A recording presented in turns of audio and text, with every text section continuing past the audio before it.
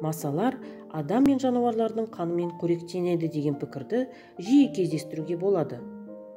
Ал олар оны тағы не үшін іше алады деген сұрақ туындайды. Себебі адам ет не сүт болсын қоректену үшін ғана пайдаланады. Ал масалар адамға қарағанда ерекше. Оның қандай ерекшелігі бар?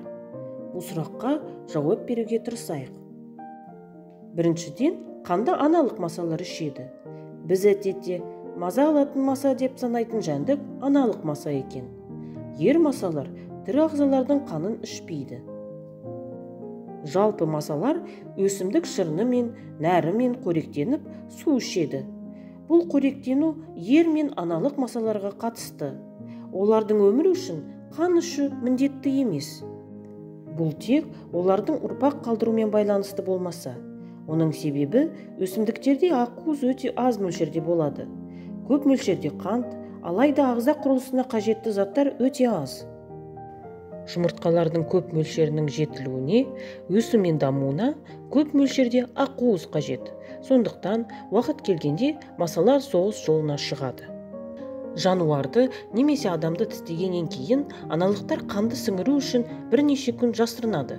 Рухтаны өтті, бірақ аналық маса қан ішкенге дейін жұмыртқалар дамуын бастамайды. Қан қорытылып болған соң жұмыртқалар пісіп, аналық маса оларды суға, көлге, тоғанға немесе жай ғана үлкен шалшыққа салады. Қалада олар жұмыртқаларын су басқан жертөлелерге, тұрақты суы бар жерге сала алады.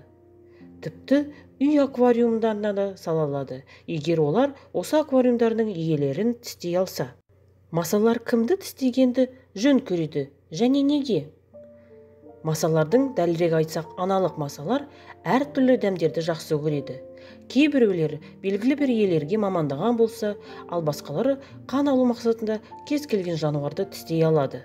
Бірақ масалардың көпшілігі құстар мен сүтқоректілердің жылы қанымен қоректенуді жөн көреді. Сонымен, неге біреулерді маса жиі тістейді, біреулеріне мүлде мән бермейді?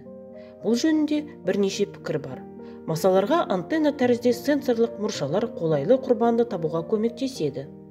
Бұл сенсорлар тірі заттардан шығатын жылу сәулелеріне, сондай олардың метаболизм өнімдеріне, көмір қышқыл газы және зәр қышқылына сезімтал. Олар сондай-ақ терде кездесетін аммиак, ацетон, сулькатон және сүт қышқылына тартылады. Масалардың екі антеннасы бар. Бұл оларға қан көзіне бағытты дәл анықтауға мүмкіндік береді. Тиісінше, масалардың шабуылына метаболизм процесінде масаларға тартымды химиялық заттарды көбірек бөлетін адамдар көбірек ұшырайды. Адамның метаболизм деңгейі неғұрлым жоғарылы болса, соғұрлым ол көмір қышқыл газын көп шығарады және масалар үшін соғұрлым тартымды болады. Сондықтан, бұл жәндіктерден артық салмағы бар адамдар, жүкті әйелдер, сондай-ақ физикалық еңбекпен немесе спортпен айналысатын адамдар жиі зардап шегеді. Өйткені олар SO2, яғни көмір қышқыл газын және жылуды көбірек шығарады. Назарларыңызға рахмет. Келесі видеода кездескенше.